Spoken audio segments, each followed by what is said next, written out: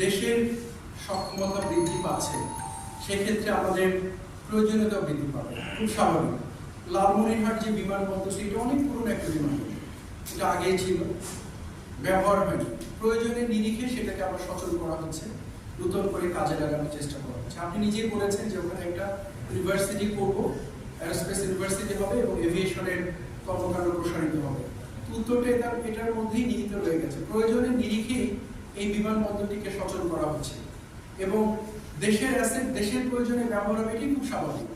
এতদিন প্রয়োজন হয়নি, ব্যবহার হয়নি, এখন প্রয়োজন পড়েছে, ব্যবহার হচ্ছে এবং তার কারণে এটা নতুন করে সংস্কার করা হচ্ছে, কলেবর বৃদ্ধি করা হচ্ছে, সেখানে নতুন কর্মকাণ্ড পরিচালনা করা হবে। চীন এই বিমানবন্দর ব্যবহার করবে কিনা, কবে ব্যবহার করবে, এই ব্যাপারে কোনো তথ্য আমার কাছে নেই।